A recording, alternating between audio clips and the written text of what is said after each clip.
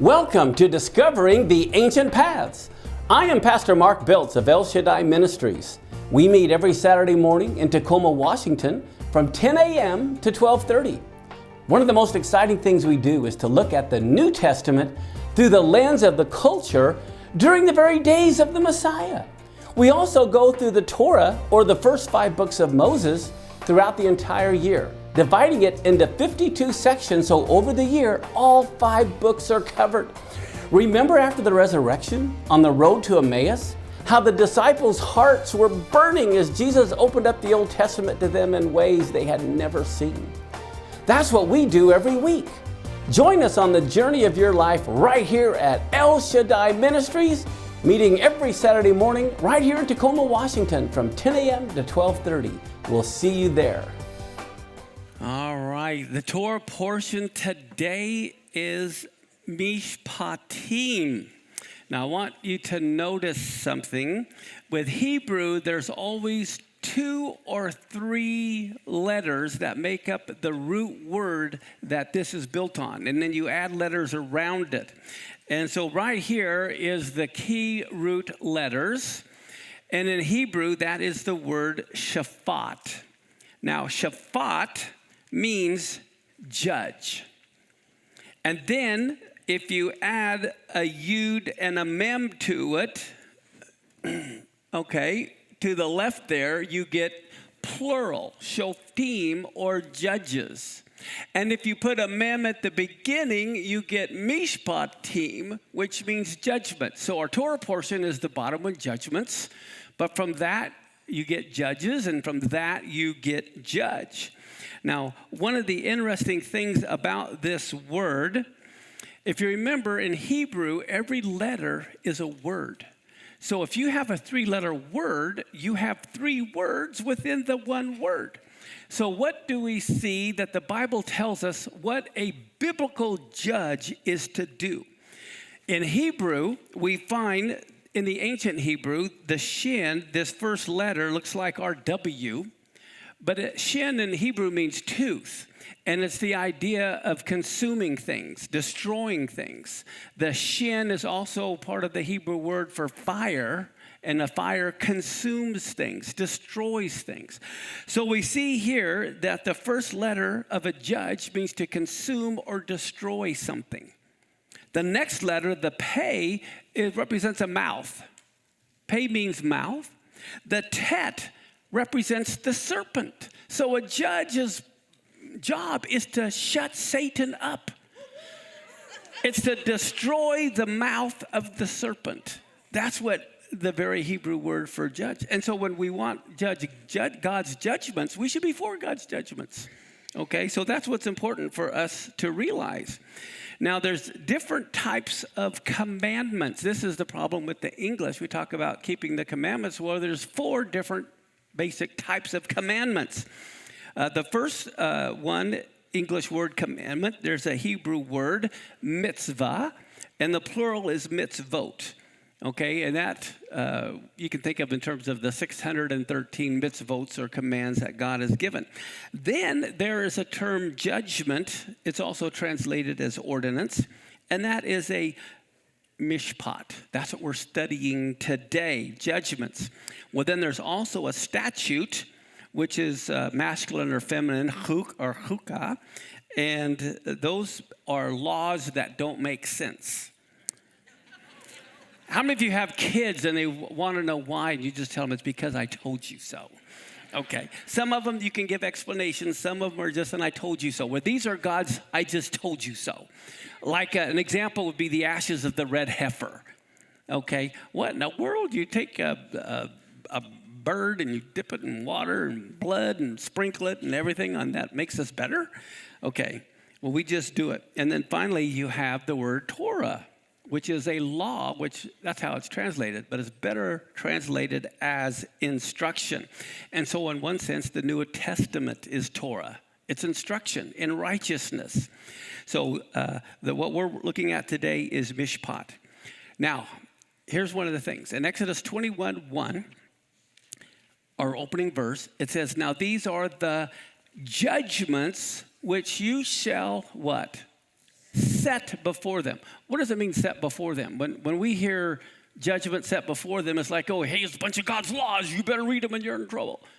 That's not what it's about. The Hebrew word set there means like you're setting a dinner place.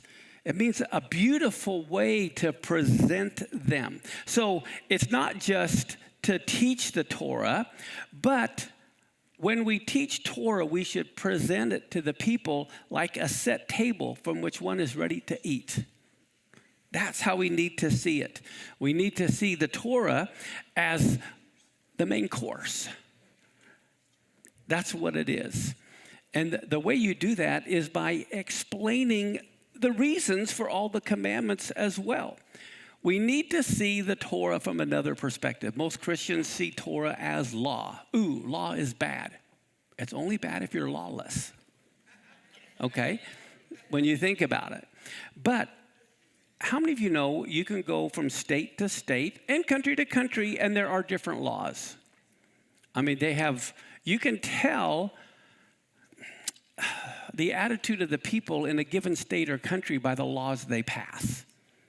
If they legalize abortion, they legalize prostitution, they legalize lawlessness, that's not a good sign, okay? When we study the laws of God in the Bible, what we really need to be looking at is what does this tell us about God? That's the thing. What is God trying to tell us by giving us this commandment? You tell a child, you can't play in the street. Oh, the child gets all upset. You tell a child you have to go to bed. It's 9 o'clock at night. Oh, the kid gets all upset. You're a mean dad. You're a mean mom. You're making me go to bed. But all these laws really are for our good, right? And so it's our attitude that makes the biggest difference. So you have to realize every law in the Torah is a reflection of God's heart. That's why you can't be so ready to throw them out, because what you're doing, you're throwing out a character of God that we need to be learning from. And this is why we see the enormous gravity when we declare the Torah is now null and void, or God's instructions. It's like, how many of you know God is not bipolar? Okay, God is not schizophrenic. Okay, God won't say, here's all these laws. Oh, gee, that sure was stupid. Let's throw them all out and make new laws. That's not God. Okay, and so we need to realize studying the commands of God is really studying God himself. And so when we begin to discard commandments, we become God's superior and feel like we have the authority to edit his work. That's a heavy statement. I mean, I publish books, and I always send it to my publisher, and I have an editor who wants to edit things, and that's fine. Please help me with my grammar and spelling or whatever, But how many of us think we're qualified to edit God's work? And then to declare, all right, it says, man lives by every word that proceeds from the mouth of God, right? Well, guess what? It's not the Torah of Moses. It's the Torah of God that Moses wrote. And so we have to be very careful when we start thinking we're qualified to be his editor and say, oh, that's null, that's void. In other words, we take on Satan's role, and by saying, oh, did God really say that? Did he really mean that? So what happens oftentimes, mankind begins to reshape God into our image that we feel is much more appropriate. And so anyway, in Exodus 12, I want to go back for a minute because we're in Exodus 21 through 24. But I want to start concerning Passover in verse 24 through 27. It says, you shall observe this thing for an ordinance, and I believe that would be Mishpatim, to you and to your sons forever, and it shall happen when you've come into the land which the Lord is going to give you, according as he promised, you're to keep this service. And then he says, it'll happen when your children ask you, what do you mean by this service? It's almost like, man, this is hard work. This service, I think it's avad, and it means this is toil. This is hard work having to do this Passover. And you're to tell the child, this is the sacrifice of the who? It doesn't say Jewish Passover. This is the Lord's Passover. who passed over the houses of the children of Israel in Egypt when he struck the Egyptians. He spared our houses, and the people bowed their heads and they worshiped. So we need to realize that when you go to the Passover Seder, there are 4 different children represented here. And with each child, there's a different response. We need to learn to tailor our responses, why we love the Torah, depending on each person's attitude. And so as we look through the judgments of God, what we're really looking at today is what are your attitudes towards God's laws. So let's look at the first one here in Exodus 21, verse 16. Whoever steals someone and sells them, and anyone found in possession of the one stolen shall be put to death. In other words, how many of you know kidnapping is not good? I mean, if someone takes your child from you, you want to kill, okay? But the thing that we need to realize is God, this tells us how much God values people, and he values relationships. Now, here's one that's often misunderstood. Let's look at verse 24 through 27. Eye for eye, tooth for tooth, hand for hand, foot for foot, burning for burning, wound for wound, stripe for stripe. And if a man smite the eye of his servant or the eye of his maid that it perishes, he's to let them go free for his eye's sake. And if he smite out his manservant's tooth or his maidservant's tooth, he shall let him go free for his tooth's sake. Okay, so what is going on in this? Let's properly interpret what the Torah is saying. First off, what it's saying is measure for measure. It's not saying if 2 little kids are playing and one pokes the other one's eye out with a stick, that one has to go poke his friend's eye out. That's not what it's saying. What it is saying is this. If someone is caused harm, there has to be recompense, and it has to be equal. So in other words, if someone pokes out your eye, you can't kill them. You following me? You can't, everything has to be done measure for measure. But at the same time, what it's saying is, if you look at this next explanation, now it qualifies that. It says, if a man smite the eye of his servant, it doesn't say the servant can poke out the master's eye. What it does say is this, they're to go free. Now, biblical slavery is nothing like the slavery of the last several hundred years. It's completely different. Because here it's saying if you injure your servant, a lot of these people were servants or slaves, not perpetually. That's their way of working off a debt. If you owed someone money, okay, then you had to go to work for them. Or you're going to find here in a little bit, if you stole property from someone and you have to pay it back, you have to go work to pay back what you had stolen. So this doesn't necessarily mean when it says eye for eye that you go poke out someone else's eye or knock out someone's tooth if they knock out yours. All God is saying is you can't go overboard on getting vengeance. It has to be equal. But with that said, look what is equal to poking out someone's eye. They get set free. Their whole debt is released. Now, look at verse 33 through 36 of Exodus 21. If a man opens up a pit or digs a hole in the ground, if a man shall dig a pit and he doesn't cover the pit and an ox or an ass falls in it, the owner of the pit has to make it good. And how do they do that? By giving money to the owner, and the dead beast shall be his. Okay, so it's not like the owner gets the dead beast and the money. Okay, the animal died, you can have the animal, but you got to pay me money for the animal. And then it says, if one man's ox hurt another's that he die, then they are to sell the ox that is alive and divide the money, and the dead ox also they sell and divide the money. So he's trying to give you an idea of what measure for measure is. But here's the key. If it is known that the ox used to always push in times past and his owner has not kept him in, he shall surely pay ox for ox, and the dead shall be his own.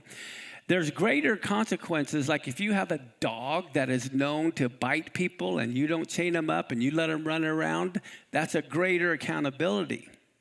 Everyone understands that. But look at this. Here's Exodus 22:1. If someone steals an ox or a sheep and then they kill it and they sell it, he has to pay back 5 oxen for each ox and 4 sheep for each sheep.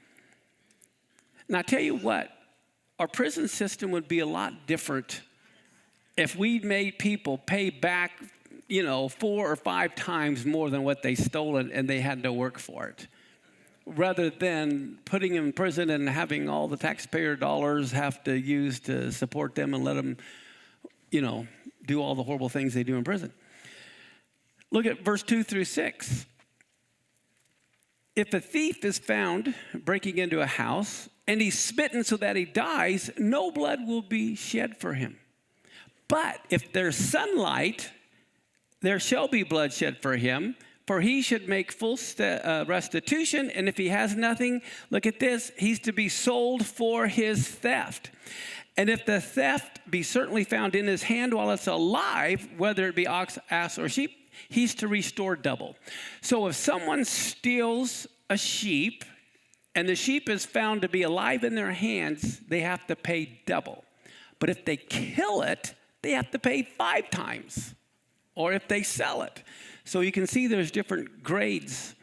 If a man causes a field or a vineyard to be eaten, and he puts it in his own beast, and he feeds in another man's field of the best of his own field and of the best of his own vineyard, he has to make restitution for that. If a fire break out and catch in thorns so that the stacks of corn or the standing corn of the field be consumed, he that kindled the fire shall surely make restitution. Okay, so God is trying to lay out the concept of what is fair. How many of you know people steal? Any of you ever have something stolen from you? I have, several times. But wait a minute. The Torah portion before, God says you shall not steal. How many of you know, even though God says you shall not steal, he knows you're probably going to steal anyway. So he says, okay, the standard is don't steal. But if you're going to steal, he lays out the consequences. And the important thing is they have to be dealt with in a Torah way. Matter of fact, look at the New Testament in Ephesians chapter 4:28. Paul says, let him that stole, stop it. Let him go to work, working with his hands that which is good, that he may have to give to him that needs. So in other words, instead of being totally self-centered and stealing from others, go to work and labor so you can give to others. Now that's a totally different radical change of viewpoint. And many of you remember the story in Luke chapter 19 and verse 8. Zacchaeus, I believe he was a tax collector. He stood up and he said to the Lord, behold, Lord, half of my goods I'm giving it to the poor. And if I've taken anything from anyone by false accusation, I will restore it what? This is a Torah principle. This is what he's doing. Look at Exodus 22, verse 14. If someone borrows anything from his neighbor and it is injured or dies, the owner not being with it, he shall make full restitution. Wow. So if you borrow a shovel, let's say, and you break it, you got to pay for it. Okay? Or if you borrow someone's ox to plow your field or something and for some reason that ox dies, well, you got to make restitution for it. Look at verse 22 through 24. You shall not afflict a widow or a fatherless child. Now, how many of you know that is not one of the 10 commandments? Tell me which one of the 10 commandments applies to don't afflict a widow or fatherless child. Love your neighbor as yourself. Is that in the 10 commandments? Which one is it?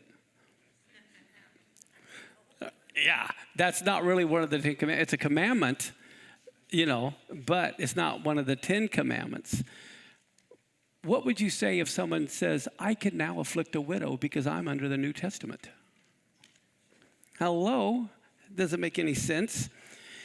Look what God says. If you afflict them in any way, and then they cry out to me, I will surely hear their cry. My wrath will wax hot, and I will kill you with the sword, and your wives will now be widows, and your children will now be fatherless.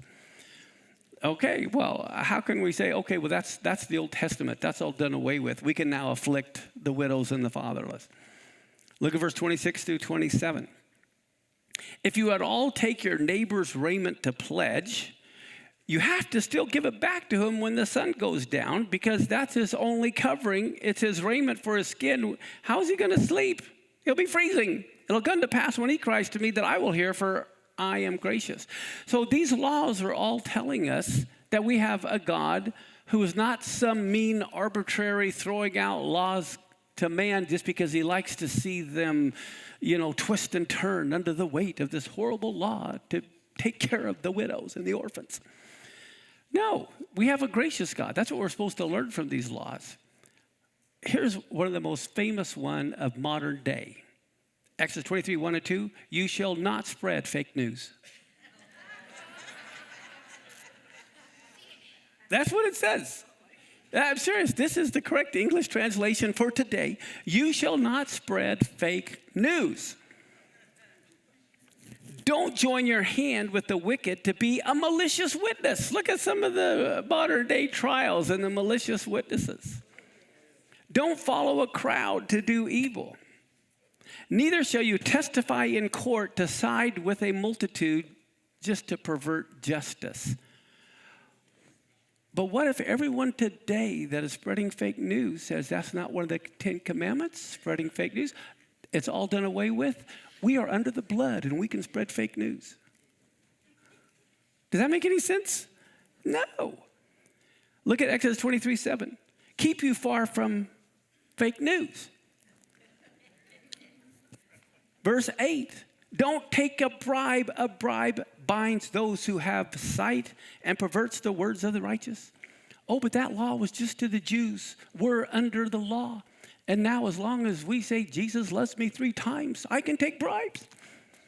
No, these Torah laws aren't done away with. They're not meant for salvation. This is the important thing. This is where everyone misconstrues things. The laws are not meant for salvation. Okay, how many of you were in the Boy Scouts or Girl Scouts? Okay, now, let's say you're in the Scouts and your job is to build a rocket, let's say, okay? Now, let's say your neighbor isn't in the Scouts, but they see you having so much fun, they want to build a rocket too. So they're building a rocket. Now, when it comes time to get the merit badge, does your neighbor get the merit badge? Why? They're not in the Scouts. Now, did you have to build the rocket in order to enter the Scouts? No. It's because you entered the Scouts, you now get the fun of building a rocket. So it's the same thing with God's commandments. God's commandments were never made to enter the kingdom.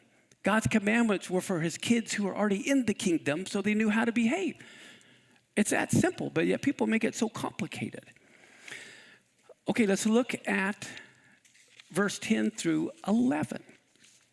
In 6 years, you're to sow your land and gather in the fruit, but the 7th year, you have to let it rest and lie still. Look at this. So the poor of your people may eat, and what they leave, the beasts of the field shall eat. In like manner, you shall deal with your vineyard and with your olive grove. Well, guess what? The vast majority of Israelis back then were farmers. We have to look at the Torah in terms of case law. I don't know if you know what I mean by that. But just like if they had, God makes a rule, judges can't take bribes. The true legalist will say, I'm not a judge. I'm a farmer. I can take a bribe. That's what the legalist says. The one who loves God's laws and study it says, wow, even though I may be a farmer and God tells judges not to take bribes, I need to understand God doesn't like bribes, and that'll apply to me. Can you imagine how thick the Bible would be if God had to list every occupation for 2,000 years that they shouldn't take a bribe? I mean, it'd look like our IRS tax codes. But that's what happens when you have unruly, legalistic people who try to turn the laws of God into some legalistic thing, when what we're supposed to do is look at this and say, wow, God wants us to take care, again, of the poor and even animals so they can eat. So even though I'm not a farmer, I may be a lawyer or a doctor, I'm still going to take a portion of my funds to help the poor and the widows and the fatherless and the orphans. I'm not under the law, that doesn't apply to me. It goes back to attitude. What is our attitude? Look at verse 14 through 17 of Exodus 23. 3 times in the year, you're to keep a feast or an appointed time to meet. You're to keep the feast of unleavened bread as I commanded you to eat unleavened bread for 7 days at the appointed time in the spring, for in it is when you came out of Egypt. None is to appear before me empty-handed. You're to keep the feast of harvest, the first fruits of your labor that you sow in the field. You're to keep the feast of ingathering at the end of the year, which is referring to the feast of Sukkot. So you see here it's based on the civil calendar, not the religious calendar. Because on the religious calendar, this is in the 7th month, but on the civil calendar, it's the last month going into the first month. And it says, so 3 times in the year, you're to, all your males appear before the Lord your God. Notice it doesn't say 3 times a year for 6 years, the women have to appear before the Lord your God. The men had to appear. How many of you know the way men are, they have their work to do, they're going to focus on their work. And if I'm busy, I don't have time to appear before God. God didn't have to tell the women to appear because he knew they were going to come anyway. They're social. They want to meet all their friends. The men have to be told what to do. All right, let's look at Exodus 23, verse 19. You shall not eat a cheeseburger. Oh, no. That's not what it says. You shall not see the kid in his mother's milk. Okay, what's that principle? Can you imagine? Again, God, the way you can tell if a child has problems is how they treat animals a lot of times. But I tell you what, God even loves every life form. Even, I don't know about mosquitoes, but, little birds, things like that.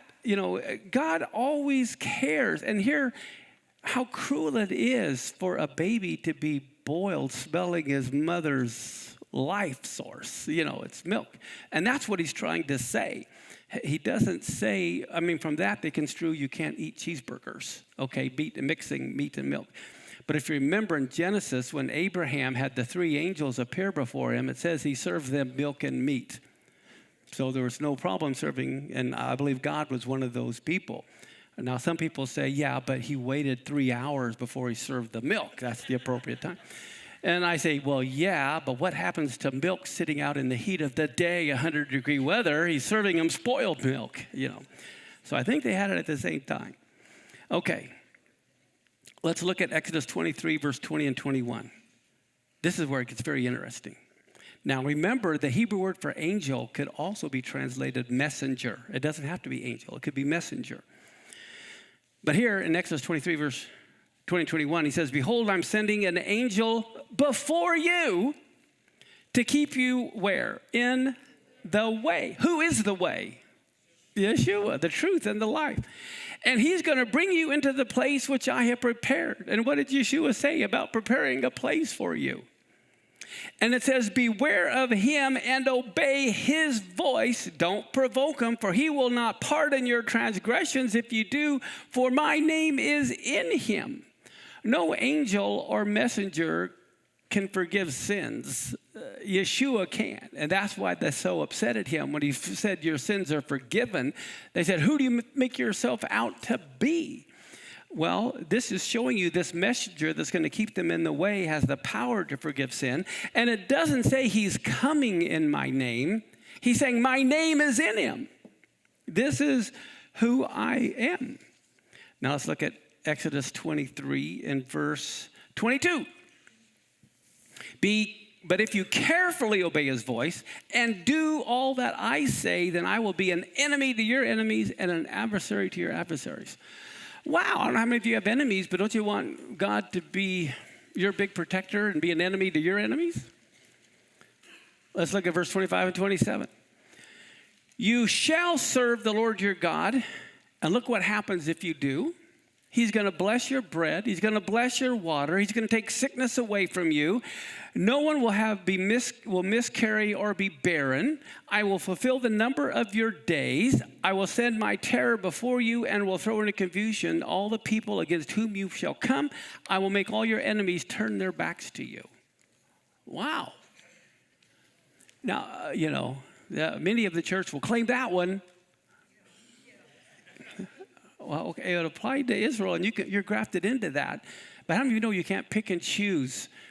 For a while the church says, okay, we believe in the blessings and curses, but the curses all apply to Israel, and we get all the blessings. It doesn't work that way. Look at this blessing in verse 31 through 33. God says, I'm going to set your border from the Red Sea to the Sea of the Philistines, that's the Mediterranean, and from the wilderness up to the Euphrates. I'm going to give the inhabitants of the land into your hand. You're going to drive them out before you. You're to make no covenant with them or their gods. No covenant. They're not to dwell in your land. If they do, they will make you sin against me. For if you serve their gods, it will surely be a snare to you. And this is part of the problem Israel has always had. They were trying to show human mercy rather than understanding God's mercy, and they allowed them to stay in the land, and then they got in a bunch of trouble. This all has present-day implications. Let's look at Exodus 24, 1 through 3. And he said to Moses, come up to the Lord, you and Aaron, Nadab and Abihu, and 70 of the elders of Israel, and worship afar off. So Moses alone comes near the Lord, but they shall not come near, neither shall the people go up with him. And so Moses came and told the people all the words of the Lord and all the Mishpatim. And all the people answered with one voice and said, all the words which the Lord has said, we do. And so what happens? Let me ask you a question. Most of you that have been around for a while know the answer. But for those of you that are new to all of this, who wrote the 10 Commandments first, God or Moses? How many think God wrote it first? How many think Moses wrote it first? How many have no idea? Moses wrote the 10 Commandments first. God spoke the 10 Commandments, but Moses wrote the 10 Commandments before he ever got them on stone from God. Right here's the verse. Right here's the verse. Look at Exodus 24, 4 through 8. Moses wrote all the words of the Lord. He rose up early in the morning. He builds an altar under the hill with 12 pillars, according to the 12 tribes. He sends young men of the children of Israel, which offer burnt offerings. They sacrifice peace offerings to the Lord. Moses takes half the blood, puts it in basins. Half the blood he sprinkles on the altar. And then look at this. He took the book of the covenant and he read in the audience of the people, and they said, all that the Lord has said, we will do and be obedient. Moses takes the blood and he sprinkles blood all over everybody standing around him. I'd have been back a few steps. Behold the blood of the covenant which the Lord has made with you concerning all these words. Now look at the next verses, 12 through 14. Then the Lord says to Moses, come up to me in the mount and be there, and I will give you tables of stone and a law and commandments which I have written that you may teach them.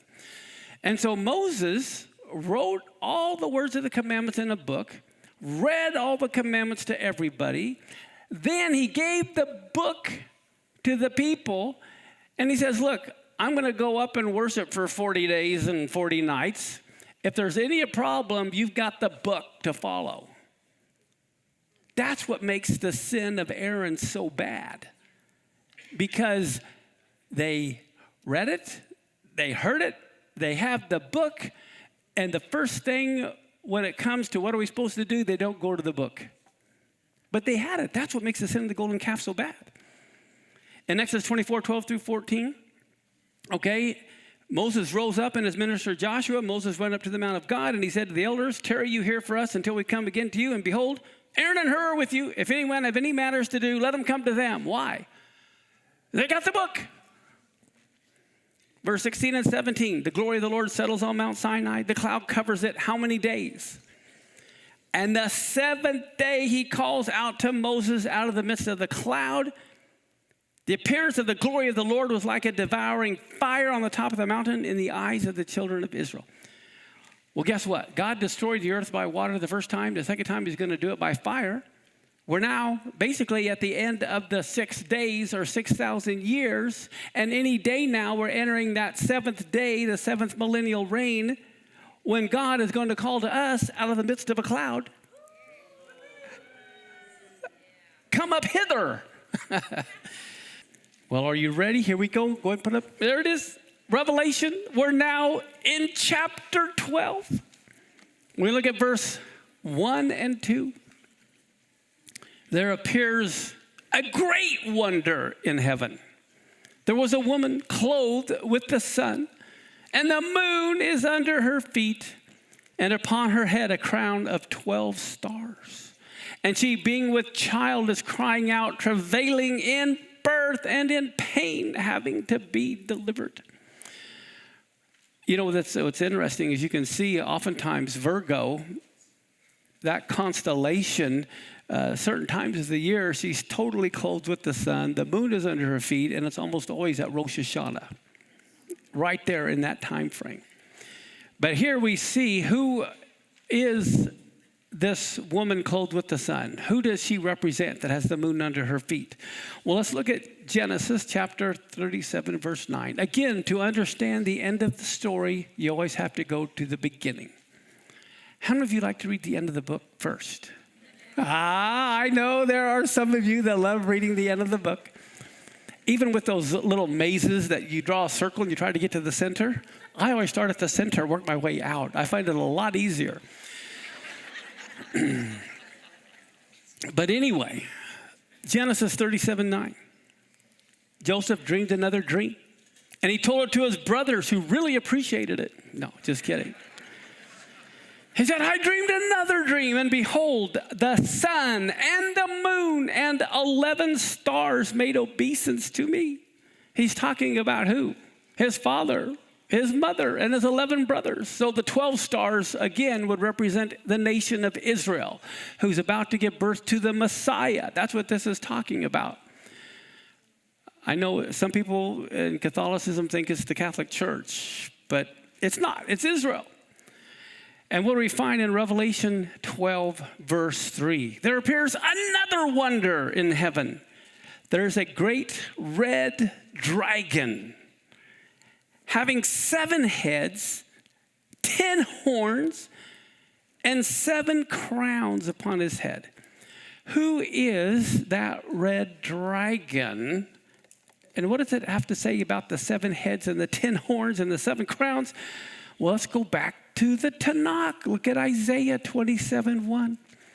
In that day, the Lord, with his sore and great and strong sword, will punish Leviathan, who is the piercing serpent, even Leviathan, that crooked serpent, and he will slay the dragon that is in the sea. This is obviously referring to Satan.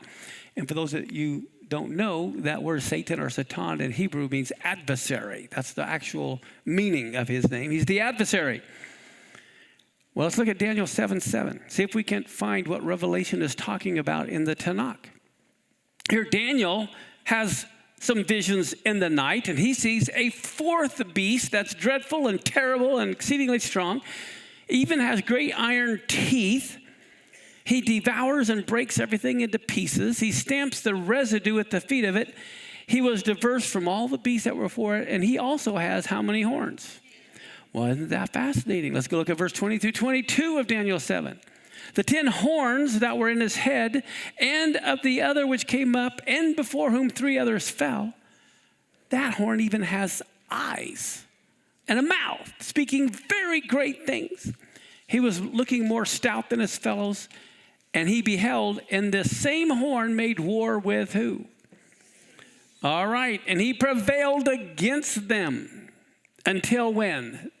The Ancient of Days comes along, and Mishpatim, judgments, is given to the saints of the Most High. And the time came that the saints possessed the kingdom.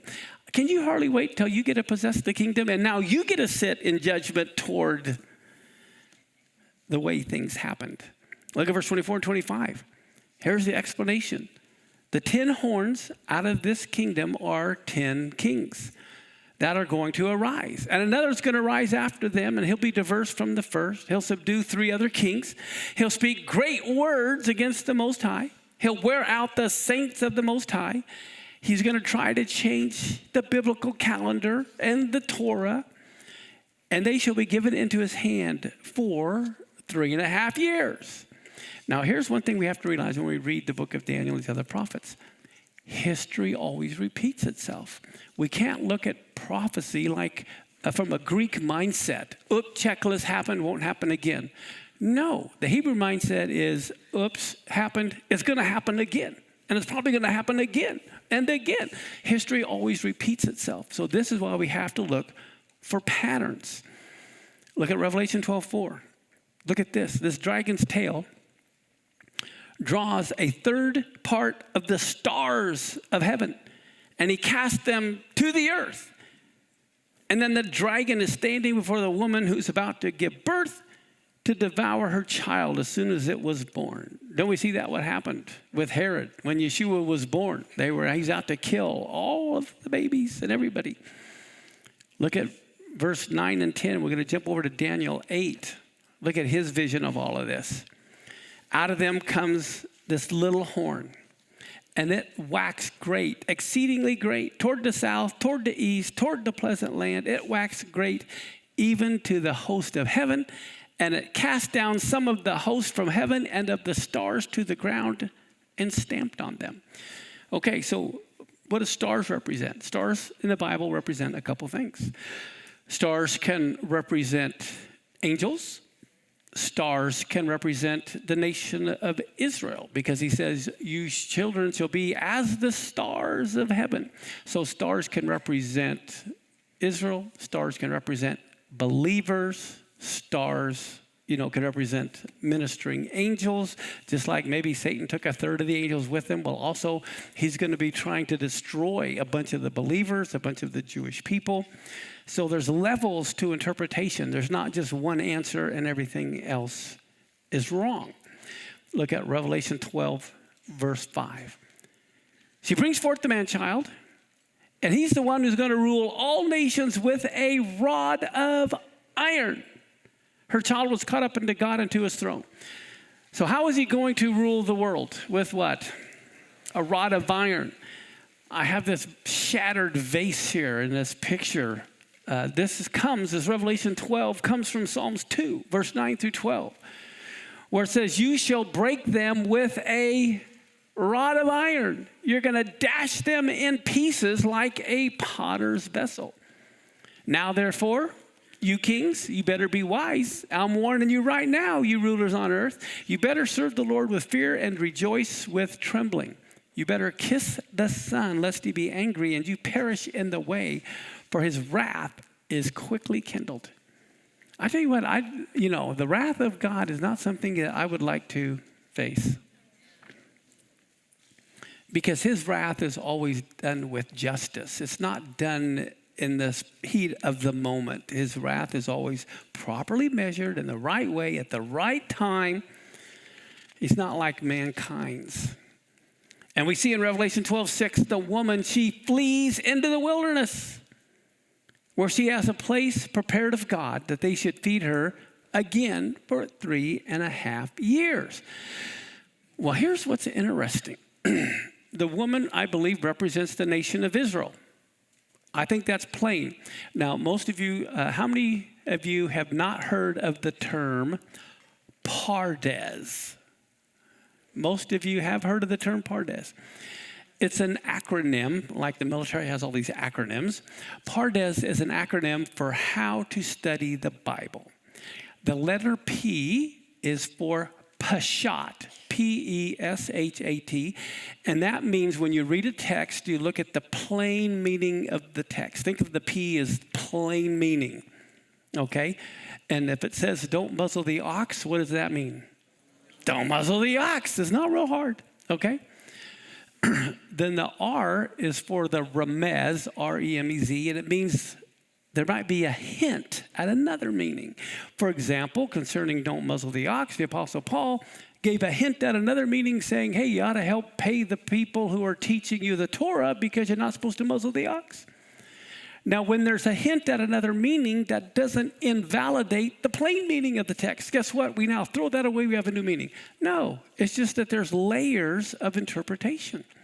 The D stands for drash, D-R-A-S-H, and that implies something that's allegorical. okay, for an allegory. Like, for example, Sarah is the New Jerusalem and Hagar is the Jerusalem on earth, something like that. We all know, obviously, there are not mountains, okay, but it's an allegory. And then the last one is the S or sod, and that means things that are hidden, the secret things that God will reveal, okay? So that's basically. So when I go back to this text, when it talks about the stars or when it talks about the woman, yes, there's the plain meaning of the text, but there also could be hints at other layers of meanings or an allegory or there's secret things. So we can't get so stuck on there's only one answer and that's right. Okay, but back again, we see the woman represents the nation of Israel as the plain meaning of the text, and she's gone into the wilderness. Look what Ezekiel 20 has to say about this event in verse 34 through 39. God says, will bring you, Israel, out from the people. I'm going to gather you out of the countries where you are scattered. How many know that only applies to Israel, basically? This is common. He's going to do it with a mighty hand, just like he did in the Exodus. And with a stretched out arm, just like he did in the Exodus, with fury poured out, just like he did in the Exodus. And he says, I'm going to bring you into the wilderness, Bamidbar, the book of Numbers, into the wilderness. That's where Israel was taken, of the people. And then look at this. God says, there I will plead with you. How? Face to face refers to what? Yom Kippur. The Day of Atonement, that's the one day they go into the Holy of Holies and they meet God face to face. I believe this event we're reading right here will take place some year on Yom Kippur, Israel's national Day of Atonement. That's why this is talking about. He said, just like I pled with your fathers in the wilderness of the land of Egypt, so will I plead with you, says the Lord God. Can you imagine? I mean, if you had all power, if you had all the power, think of a human that had all power. Is he going to plead with the people or is he going to smash them if they don't do what he wants? Look at God. The God who's so big, has all the power. He's humbling himself to saying, look, I'm begging you, would you please? For me to think that the God of creation is pleading with man. Mercy. Okay, and then he says this. I'm going to cause you to pass under the rod. Just like it says, when God has his rod, do you want to fall on the rock or do you want the rock to fall on you? I'd rather fall on the rock than let the rock fall on me. He's got this rod, he's going to smash the nations and he's holding it out and he has Israel pass underneath it. And he says, I'm going to bring you into the bond of the covenant.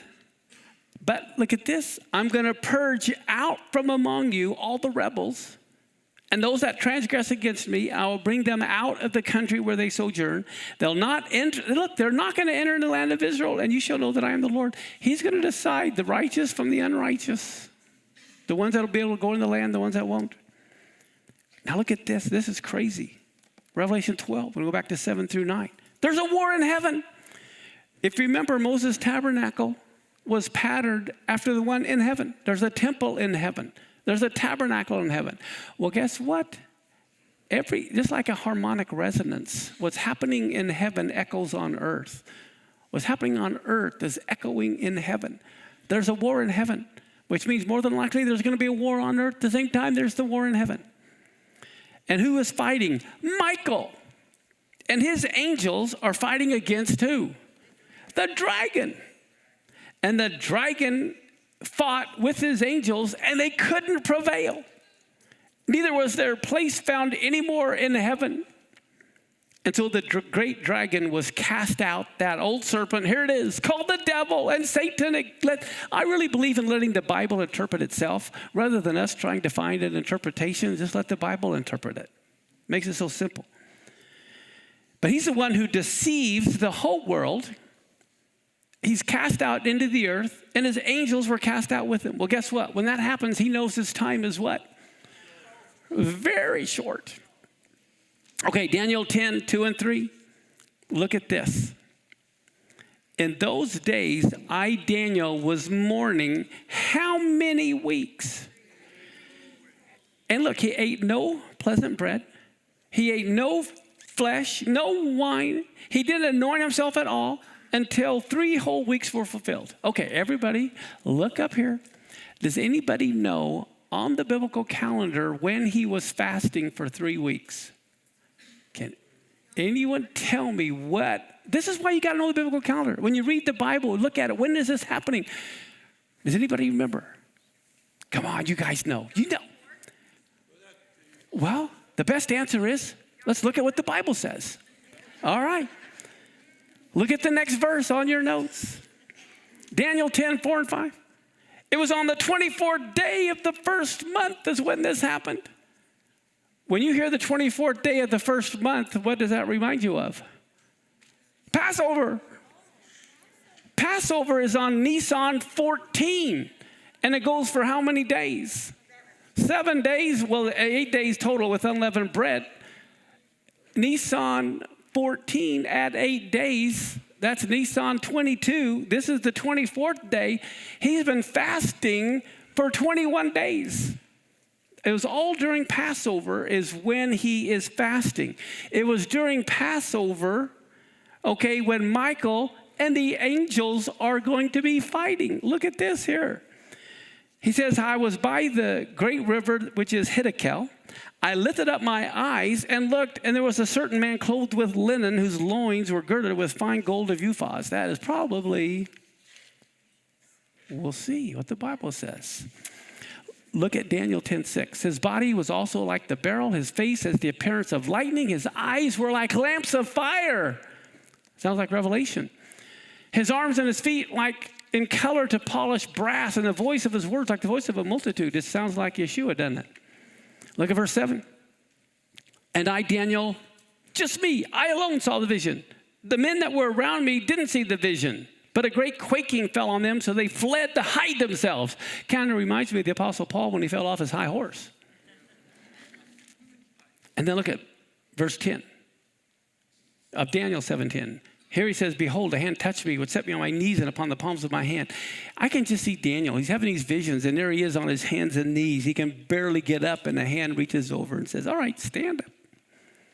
Look at Daniel 10, 12 and 13. This being said to me, fear not, Daniel. From the very first day that you set your heart to understand, and you chastened yourself before your God, your words were heard, and I am come for your words. But the prince of the kingdom of Persia has withstood me these 20 days you've been fasting. But lo, Michael, one of the chief princes, came to help me, and I remained there with the kings of Persia. So here's that Michael. He sees Yeshua. Yeshua is fighting the kingdom of Persia, but Michael, the archangel, comes along to help him fight. Now look at verse 20 and 21. Then he said, do you know why I have come to you? But now he says, I will return to fight against the prince of Persia. And when I go, behold, the prince of Greece is going to come. But I will tell you what is inscribed in the book of truth. There is none who contends by my side against these except Michael, your prince. Michael, the archangel, is the chief prince over Israel. I believe every nation has a prince, an angelic being. And here, Israel is Michael. Now, what I think is amazing, we need to realize, I believe a war, Persia is what country today?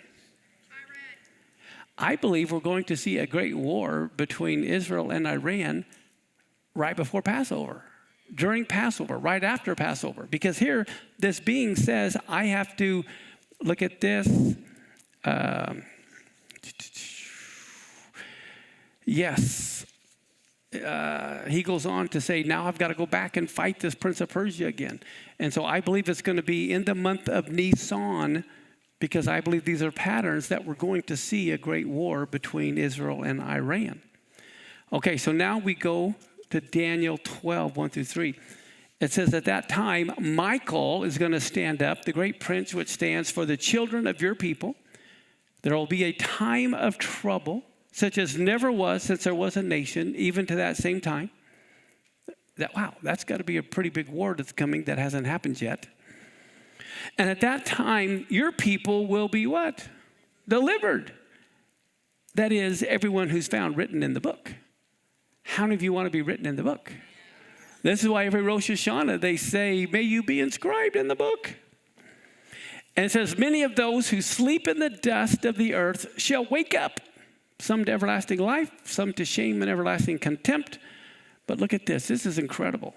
One of my favorite verses in the whole Bible. Those that are wise will shine as the brightness of the firmament, and they that turn many to righteousness as the stars forever and ever. There again, it shows you believers representing stars.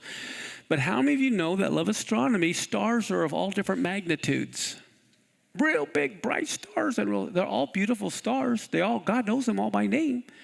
But I believe believers will shine at different magnitudes depending on their working to build God's kingdom. Okay, Revelation 12, verse 10 and 11. He then hears a loud voice saying in heaven, now is come salvation, Yeshua, and strength, and the kingdom of our God, and the power of his Messiah. Why? Because the accuser of the brethren has been made to shut up.